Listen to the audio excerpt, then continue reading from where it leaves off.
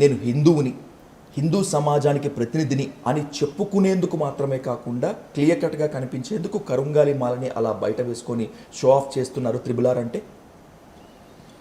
అంటే అనుకోవచ్చు అంటాను. నేనేమి ఖండించను దాన్ని, నేను ఖండించను. కాకపోతే ఒక్కటేంటంటే విజయ్, నాకు 2020 సమ్వేర్ ఇన్ మే నేను నా రచ్చబండ మొదలుపెట్టా ఢిల్లీలో. ఇప్పుడు ఏ సబ్జెక్ట్ అయితే నేను మాట్లాడుతున్నానో, అంటే ఇదేమో స్పెసిఫిక్గా వచ్చి with regard to the temple.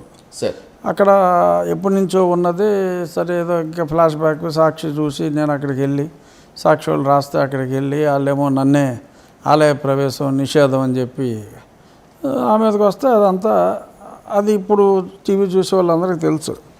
But నేను చెప్పే పాయింట్ ఈ రిజర్వేషన్స్ గురించి, ఎస్సీ అట్రాసిటీ కేసెస్ గురించి అప్పట్లోనే నేను ఆంధ్రాకి వస్తాననే భయంతో జగన్మోహన్ రెడ్డి అనుచరులు నా మీద ప్రతి పోలీస్ స్టేషన్లో నా కాన్స్టిట్యున్సీలో ఎంట్రీ లెవెల్లో ఉన్న 4 మూలల నుంచి ఉన్న ఎట్నుంచి నేను వచ్చినా కూడా అక్కడ నన్ను అరెస్ట్ చేయడానికి అన్ని పోలీస్ స్టేషన్లో ఒక్కొక్క ఎస్సీ అట్రాసిటీ కేసు వేరియస్ సభ్యులతో పెట్టించాడు. ఒకటి కెనడీ, ఇంకోటి జాన్, అలా ఉన్నాయి పేర్లు కూడా. కేవలం మిమ్మల్ని అడ్డుకోవటానికి, నన్ను అడ్డుకోవడానికి అప్పుడు ఈ ఎస్సీ అట్రాసిటీ అనే చట్టాన్ని వాడారు. సో అప్పుడు నేనేదో మళ్ళీ కోర్టుకి అంటే దుర్వినియోగం చేశారంట, కరెక్టే అంతే. వాళ్ళు అదే దాని అర్థం అదే, నువ్వు కొంచెం స్పష్టంగా చెప్పావు, నేను మర్యాదగా చెప్పాను. సో అది అప్పుడు నేను మళ్ళీ స్టేలు తెచ్చుకోవటం, చాలా స్టే అంటే వెంటనే రాదు. సో ఆ స్టే తెచ్చుకోవటం, ఈ ప్రాసెస్ అంతా నేను చూసి అసలు ఏంటిది, నాకు తెలిసిన చట్టం, నేను కులంతో ఎవరినన్నా కులం పేరుతో 10 మందిలో అవమానిస్తే వాళ్ళు అది పెట్టవచ్చు.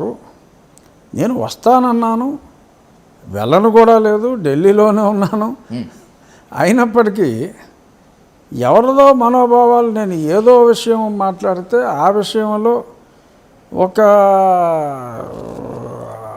ఎస్సీ కమ్యూనిటీకి చెందిన నా మనోభావాలు దెబ్బతిన్నాయని ఒక అతను కంప్లైంట్ ఇచ్చేస్తే రూలు రైము లేకుండా ఆ పోలీస్ స్టేషన్లో ఆ ఎస్ఐ ఏమో అతనేమో కేసు రిజిస్టర్ చేసేసి వాళ్ళు ప్రైజ్ మనీలు తీసేసుకుంటే, సో అప్పుడు నేను చాలా గట్టిగా మాట్లాడా, అసలు వీళ్ళకి అర్హతే లేదు, a Christian cannot file an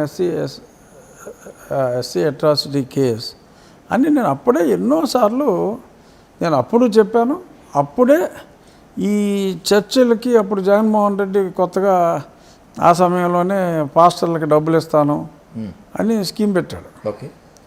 as per the constitution, it's fraud on the constitution. You are not suppose to give. The government is not supposed to encourage any religion. Whatever information, when earlier government of India with ignorance or whatever may be the reason, అది మన మక్కా వెళ్ళటానికి హజ్ యాత్రకి finance చేసేది ఫ్రీగా.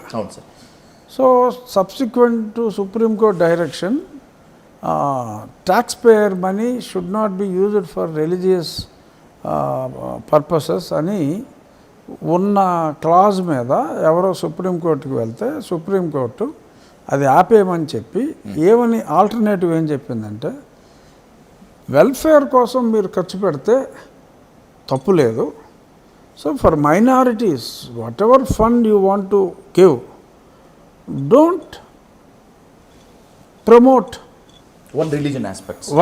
their own to follow their religion faith. వాళ్ళ వెనకబాటుతనానికి ఉంటే minority అని, వాళ్ళ ఎడ్యుకేషన్కి, వాళ్ళ అభ్యున్నతికి నువ్వు ఖర్చు పెట్టు tax payer money, that is allowed. And even they యాక్చువల్గా ఈ తీర్పు ఇచ్చింది అల్తమస్ కబీర్, ముస్లిం జడ్జి గారు, సుప్రీంకోర్టు జడ్జి గారు. ఆయన కూడా చెప్పింది ఏంటంటే, even in Islam when great Muhammad Prophet submitted the Quran, అప్పుడే అక్కడికి ఎవరైనా వెళ్ళాలి అంటే ఆ స్తోమత ఉన్న వాళ్ళే తప్ప అందరూ వెళ్ళాలి అని మటుకు అనుకోవద్దు.